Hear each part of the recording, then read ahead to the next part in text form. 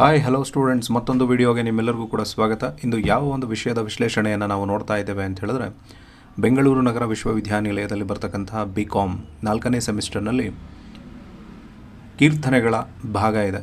ಆ ಭಾಗದಲ್ಲಿ 2ನೇ ಕೀರ್ತನೆ ಯಾವುದು ಅಂತ ಹೇಳಿದ್ರೆ, ಎಲ್ಲರೂ ಮಾಡುವುದು ಅಂಥೇಳಿ ಒಂದು ಕೀರ್ತನೆ. ಈ ಕೀರ್ತನೆಯನ್ನು ಬರೆದಿರ್ತಕ್ಕಂಥವ್ರು ಯಾರು ಅಂತ ಹೇಳಿದ್ರೆ ಕನಕದಾಸರು.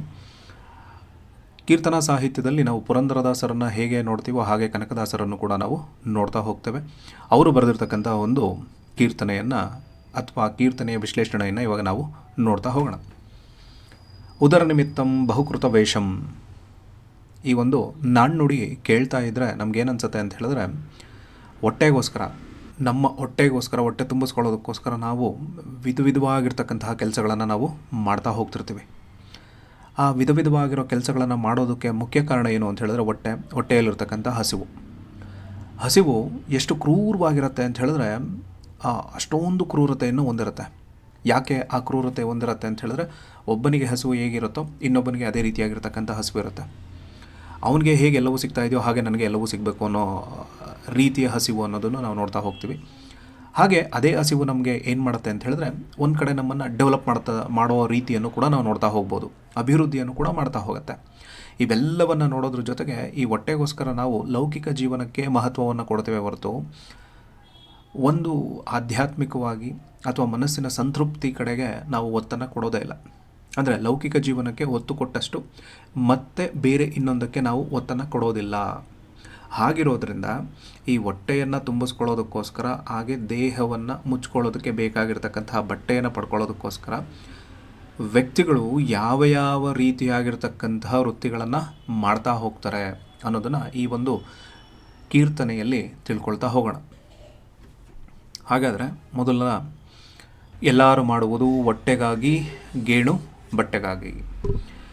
ಈ ನಮ್ಮ ಹೊಟ್ಟೆ ಅನ್ನೋದೊಂದು ಇದೆಯಲ್ಲ, ಅಥವಾ ತುತ್ತಿನ ಚೀಲ ಅಂತ ಹೇಳಿ ನಾವೇನು ಕರಿತೀವಲ್ವಾ, ಅದಕ್ಕೆ ಪ್ರತಿಯೊಬ್ಬ ಮನುಷ್ಯ ಒಂದಲ್ಲ ಒಂದು ಕೆಲಸವನ್ನು ಮಾಡ್ತಾನೆ ಹೋಗ್ತಾ ಇರ್ತಾನೆ. ಆ ಮಾಡೋದ್ರ ಮೂಲಕವಾಗಿ ಅವನ ಹಸಿವು ಮತ್ತು ಅವನ ದೇಹವನ್ನು ಮುಚ್ಕೊಳ್ಳೋದಕ್ಕೆ ಬೇಕಾಗಿರ್ತಕ್ಕಂತಹ ಬಟ್ಟೆ, ಇವೆರಡನ್ನೂ ಪಡ್ಕೊಳ್ಬೇಕು ಅಂತ ಹೇಳಿದ್ರೆ ಅವನೇನು ಮಾಡಬೇಕಾಗತ್ತೆ, ಕೆಲಸವನ್ನು ಮಾಡೋಕ್ಕೆ ಮುಂದಾಗ್ತಾ ಹೋಗ್ತಾನೆ. ಇಲ್ಲ ಅಂತ ಹೇಳಿದ್ರೆ ತನ್ನ ಹೊಟ್ಟೆ ಆಗಲಿ ಅಥವಾ ದೇಹದ ಮಾನವನ್ನಾಗಲಿ ಮುಚ್ಕೊಳ್ಳೋದಕ್ಕೆ ಸಾಧ್ಯ ಆಗೋದೇ ಇಲ್ಲ. ಹಾಗೆ ವ್ಯಕ್ತಿಗಳು ಯಾವ್ಯಾವ ರೀತಿಯಾಗಿರ್ತಕ್ಕಂತಹ ವೃತ್ತಿಗಳನ್ನು ಮಾಡ್ತಾ ಹೋಗ್ತಾರೆ ಅನ್ನೋದನ್ನು ಮುಂದಿನ ಸಾಲುಗಳಲ್ಲಿ ನೋಡ್ತಾ ಹೋಗೋಣ. ವೇದಶಾಸ್ತ್ರ ಪಂಚಾಂಗವ ಓದಿಕೊಂಡು ಅನ್ಯರಿಗೆ ಬೋಧನೆಯ ಮಾಡುವುದು ಹೊಟ್ಟೆಗಾಗಿ, ಗೇಣು ಬಟ್ಟೆಗಾಗಿ. ಈ ಪಂಡಿತರಾಗಲಿ, ಮಹಾನ್ ವ್ಯಕ್ತಿಗಳಾಗಲಿ, ಇವರೆಲ್ಲರೂ ಪಂಚಾಂಗಗಳನ್ನು ಓದ್ಕೊಂಡಿರ್ತಾರೆ, ವೇದಗಳನ್ನು ಓದ್ಕೊಂಡಿರ್ತಾರೆ. ಇವೆಲ್ಲವನ್ನು ಓದ್ಕೊಳ್ಳೋದ್ರ ಮೂಲಕವಾಗಿ ಅಲ್ಲಿ ಜನರಿಗೆ ಏನು ಮಾಡ್ತಾರೆ, ಪ್ರವಚನವನ್ನು ಹೇಳ್ತಾ ಹೋಗೋದು, ಹಿತವಚನಗಳನ್ನು ಹೇಳ್ತಾ ಹೋಗೋದು ಅಥವಾ ಬೋಧನೆಗಳನ್ನು ಮಾಡ್ತಾ ಹೋಗೋದು. ಇವೆಲ್ಲವೂ ಕೂಡ ಕೊನೆಯದಾಗಿ ಏನಕ್ಕೆ ಇವೆಲ್ಲವನ್ನು ಅವ್ರು ಮಾಡ್ತಾರೆ ಅಂತ ಹೇಳಿದ್ರೆ, ತಮ್ಮಲ್ಲಿರ್ತಕ್ಕಂತಹ ಹೊಟ್ಟೆ, ತಮ್ಮ ದೇಹವನ್ನು ಮುಚ್ಕೊಳ್ಳೋಕ್ಕೆ ಬೇಕಾಗಿರ್ತಕ್ಕಂತಹ ಬಟ್ಟೆ, ಇವೆರಡಕ್ಕೋಸ್ಕರ ಆ ಪಂಡಿತರು ಕೂಡ ಪಂಚಾಂಗವನ್ನು ಓದ್ಕೊಂಡು ಬೋಧನೆಯನ್ನು ಮಾಡೋದಕ್ಕೆ ಮುಂದಾಗ್ತಾ ಹೋಗ್ತಾರೆ. ಚಂಡಭಟರಾಗಿ ನಡೆದು ಕತ್ತಿ ಡಾಲು ಕೈಲಿ ಹಿಡಿದು ಕಂಡ ತುಂಡ ಮಾಡುವುದು ಹೊಟ್ಟೆಗಾಗಿ, ಗೇಣು ಬಟ್ಟೆಗಾಗಿ. ಈ ಸೈನಿಕರುಗಳಿರ್ತಾರೆ, ಇಲ್ಲಿ ಚಂಡಭಟ ಅಂತ ಹೇಳಿದ್ರೆ ಸೈನಿಕ. ಇವತ್ತಿನ ದೇಶದಲ್ಲಿರ್ತಕ್ಕಂಥ ಸೈನಿಕರಾಗಲಿ, ಮಿಲಿಟರಿ ಅಂತ ಏನು ಕರಿತೀವಲ್ಲ ಅವರಾಗಲಿ, ಅಥವಾ ಹಿಂದಿನ ಕಾಲದಲ್ಲಿರ್ತಕ್ಕಂತಹ ರಾಜ ಸಂಸ್ಕೃತಿ, ಆ ಸಂಸ್ಕೃತಿಯಲ್ಲಿರ್ತಕ್ಕಂತಹ ಸೈನಿಕರುಗಳಾಗಲಿ, ಅವರೆಲ್ಲರೂ ಕತ್ತಿ ಡಾಲು ಇವೆಲ್ಲವನ್ನು ಕೈಲಿಟ್ಕೊಂಡಿರ್ತಾರೆ. ಇವತ್ತು ಮಿಷಿನ್ ಗನ್ನು ಇವೆಲ್ಲವನ್ನು ಕೈಲಿಟ್ಕೊಂಡಿದ್ದಾರೆ. ಯಾಕೆ? ಇನ್ನೊಂದು ದೇಶ ನನ್ನ ವಿರುದ್ಧವಾಗಿ ಹೋರಾಟಗಳನ್ನಾಗಲಿ ಯುದ್ಧಗಳನ್ನಾಗಲಿ ಮಾಡೋದಕ್ಕೆ ಬರಬಾರ್ದು. ಅಥವಾ ಇವನೇನಾದರೂ ಹೇಳ್ತಾನೆ ಅಂತ ಹೇಳಿದ್ರೆ ಅದನ್ನು ಕೇಳಿಕೊಂಡು ಅವ್ರ ಮೇಲೆ ದಂಡೆತ್ತಿ ಹೋಗಿ ಅಲ್ಲಿರ್ತಕ್ಕಂಥ ಜನರನ್ನು ನಾವೇನು ಮಾಡ್ತೀವಿ, ಖಂಡ ತುಂಡ ಮಾಡ್ತೀವಿ. ನಮ್ಮ ಮೇಲಿರ್ತಕ್ಕಂತಹ ನಾಯಕ ಹೇಳ್ತಾನೆ ಅಂತ ಹೇಳಿದ್ಮೇಲೆ ಆ ನಾಯಕನ ಮಾತನ್ನು ಕೇಳಿಕೊಂಡು ಎದುರುಗಡೆ ಇರ್ತಕ್ಕಂಥ ವ್ಯಕ್ತಿಗಳನ್ನು ನಾವು ಸಂಹಾರ ಮಾಡ್ತೀವಿ. ತಲೆ ತೆಗೆಯೋದು ಅಥವಾ ಹೆಂಗೆ ಬೇಕೋ ಹಾಗೆ ನಾವು ಅವರನ್ನು ಕೊಚ್ಚಾಕ್ತಾ ಹೋಗ್ತಿರ್ತೀವಿ. ಯಾಕೆ ಇವೆಲ್ಲವೂ ಅಂತ ಹೇಳಿದ್ರೆ, ಆ ವ್ಯಕ್ತಿ ತನ್ನ ಹೊಟ್ಟೆಗೆ ಮತ್ತು ಬಟ್ಟೆಗೋಸ್ಕರ ಇನ್ನೊಬ್ಬನ ಬಳಿಯಲ್ಲಿ ಕೆಲಸವನ್ನು ಮಾಡ್ತಾ ಇರ್ತಾನೆ. ಆ ಕೆಲಸ ಮಾಡೋದ್ರ ಮೂಲಕವಾಗಿ ಅವನಿಗೇನು ಸಿಗತ್ತೆ ಅಂತ ಹೇಳಿದ್ರೆ, ಸ್ಯಾಲ್ರಿ ಅಥವಾ ದುಡ್ಡು, ಹಣ ಅನ್ನೋದು ಸಿಗತ್ತೆ. ಹಣದ ಮೂಲಕವಾಗಿ ತನ್ನ ಹೊಟ್ಟೆಯನ್ನು ಅವನು ತುಂಬಿಸ್ಕೊಳ್ತಾ ಹೋಗ್ತಾನೆ. ನೆಕ್ಸ್ಟು, ಅಂಗಡಿ ಮುಂಗಟ್ಟ ನೋಡಿ ವ್ಯಂಗ್ಯ ಮಾತುಗಳನ್ನಾಡಿ ಭಂಗ ಬಿದ್ದು ಗಳಿಸುವುದು ಹೊಟ್ಟೆಗಾಗಿ, ಗೇಣು ಬಟ್ಟೆಗಾಗಿ. ಇವತ್ತಿನ ಸಮಾಜದಲ್ಲಿ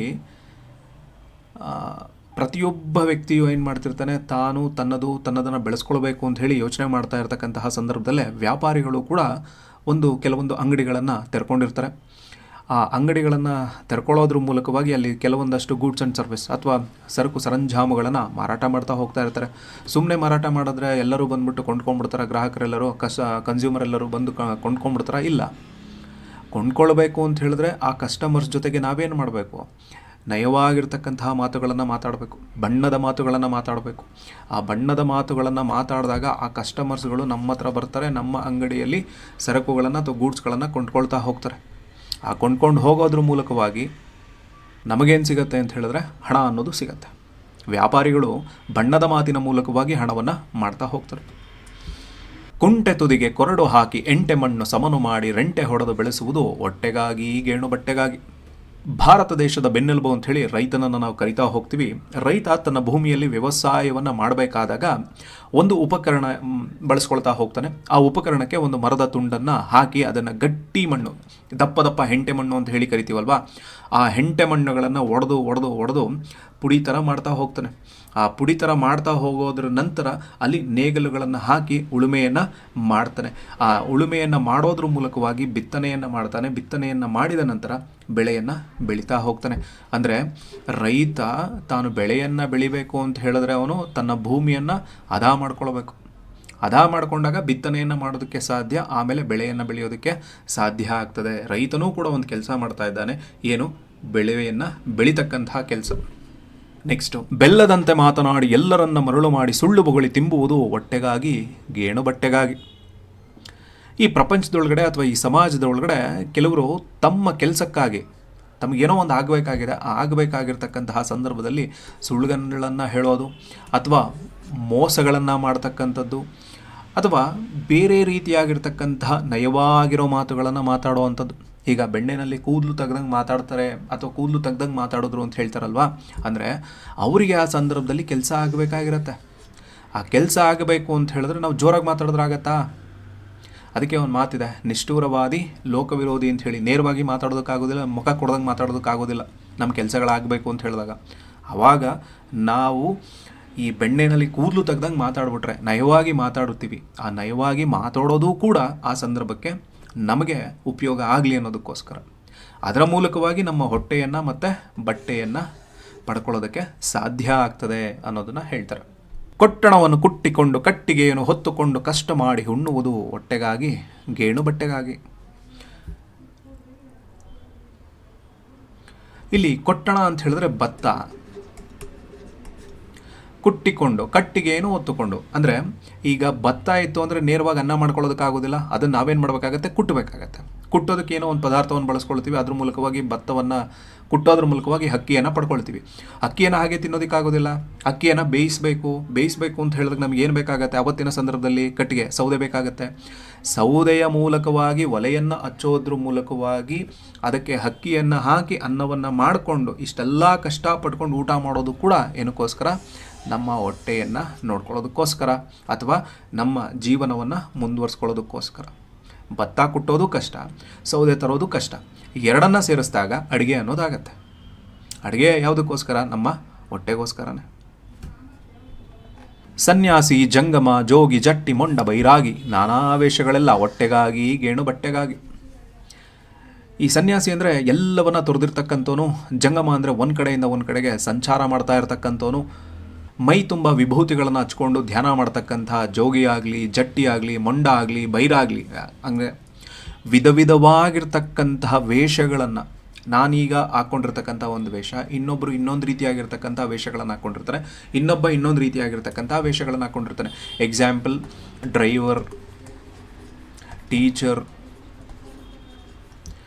ಅಥವಾ ಲೆಕ್ಚರರ್,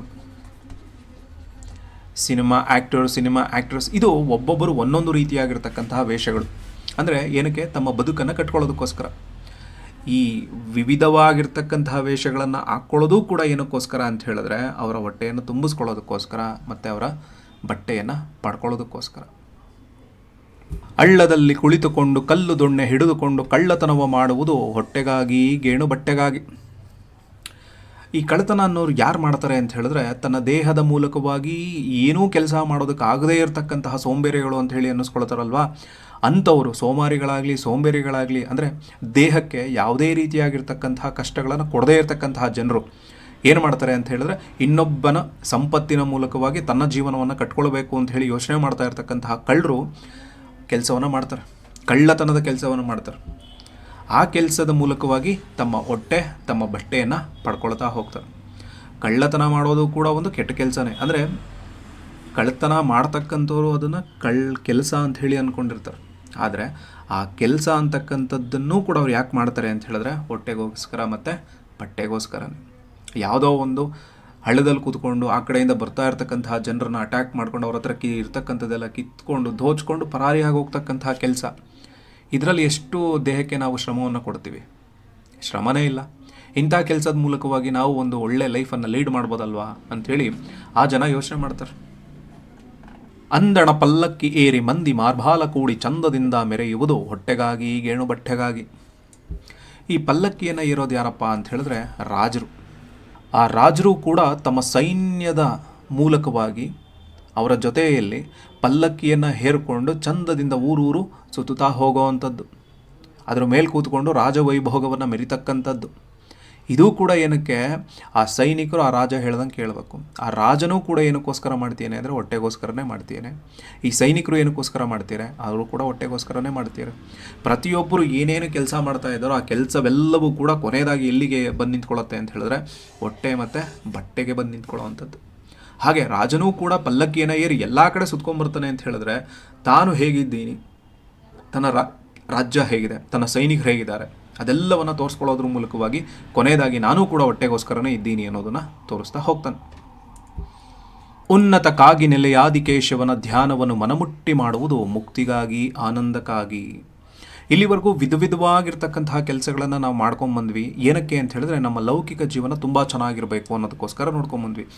ಹಾಗಾದರೆ ನಾವು ಹೊರಗಡೆಯಿಂದ ನಾವು ಚೆನ್ನಾಗಿ ಕಾಣ್ತಿದ್ದೀವಿ, ಓಕೆ. ಆದರೆ ಮನಸ್ಸಿನ ಒಳಗಡೆ ಅಥವಾ ಆಧ್ಯಾತ್ಮದ ಒಳಗಡೆ ಅಥವಾ ಇನ್ನರ್ ಕಾನ್ಷಿಯಸ್ ಅಂತ ಏನಿದೆಯಲ್ಲ, ಅಲ್ಲಿ ನಾವು ತುಂಬ ಚೆನ್ನಾಗಿರಬೇಕು ಅಂತ ಹೇಳಿದ್ರೆ, ಅಥವಾ ನಾವು ಕೊನೆಯದಾಗಿ ನಾವು ಒಂದು ಸಾಲ್ವೇಷನ್, ಮುಕ್ತಿ ಅಥವಾ ಈ ಆನಂದ, ಮನಸ್ಸಿನ ಆನಂದವನ್ನು ನಾವು ಪಡ್ಕೊಳ್ಬೇಕು ಅಂತ ಹೇಳಿದ್ರೆ, ಕಾಗಿನೆಲೆಯ ಆದಿಕೇಶವನನ್ನು ಮನಪೂರ್ತಿಯಾಗಿ ಧ್ಯಾನಿಸ್ಬೇಕಂತೆ. ಅವನನ್ನು ಧ್ಯಾನಿಸಿದ್ರೆ ನಮಗೆ ಮುಕ್ತಿ ಮತ್ತು ಆನಂದ, ಸಂತೋಷ, ಮನಸ್ಸಿನ ಸಂತೋಷ, ಮನಸ್ಸಿನ ಒಳ್ಳೆಯ ಚೇತನ ಇವೆಲ್ಲವೂ ಕೂಡ ದೊರಕೋದಕ್ಕೆ ಸಾಧ್ಯ ಆಗತ್ತೆ. ಅದ್ರ ಮೂಲಕವಾಗಿ ನಮ್ಮ ಜೀವನ ನಿರಂತರವಾಗಿ ಸಂತೋಷದಿಂದ ಕೂಡಿರೋದಕ್ಕೆ ಸಾಧ್ಯ ಆಗತ್ತೆ. ಯಾವಾಗ ಕಾಗಿನೆಲೆಯ ಆದಿಕೇಶವನನ್ನು ನಾವು ಮನಮುಟ್ಟಿ ಧ್ಯಾನವನ್ನು ಮಾಡಿದಾಗ ಮಾತ್ರ.